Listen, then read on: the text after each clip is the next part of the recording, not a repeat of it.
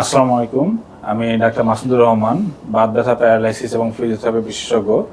আমি apex physiotherapy সেন্টারে physiotherapy consultant হিসেবে কর্মরত আছি। আজকে আমাদের কথা বলবো একজন সম্মানিত পেশেন্টের সাথে। উনি খেলতে যেয়ে আঘাত পেয়েছিলেন শোল্ডার জয়েন্টে। দীর্ঘদিন ব্যথায় ভুগেছেন এবং ওষুধ খেয়েছেন, কিন্তু ব্যথা না কমার পরেও উনি আমাদের এই সেন্টারে ঠিকানা পান এবং এখানে ট্রিটমেন্ট নেওয়ার পরে আল্লাহর রহমতে এখন সুস্থ আছেন। আমরা একটু পেশেন্টের মতামত জানতে চাই। আসসালামু আলাইকুম, আমি এজিএস আলামিন হীরা। আমি এক সপ্তাহখানেক আগে ব্যাডমিন্টন খেলতে গিয়ে আমার শোল্ডারের পিছনে ব্যথা পাই।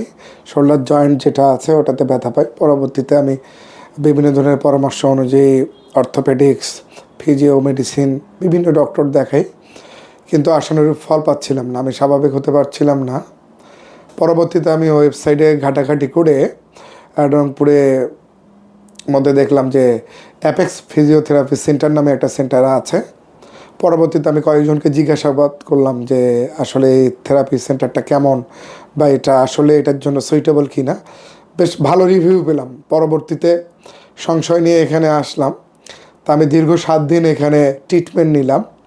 এখানে যে ডাক্তার মাসুদ স্যার আছেন, ওনার আন্তরিকতা, পাশাপাশি ওনার যে রোগ নির্ণয়ের ক্ষেত্রে ওনার যে দক্ষতা, পাশাপাশি ওনার যে ইনস্ট্রুমেন্টগুলো উনি ব্যবহার করেছেন, এবং আরও ওনার যে কলিগ বা সহকারী যারা আছেন তারা অত্যন্ত কর্ডিয়াল।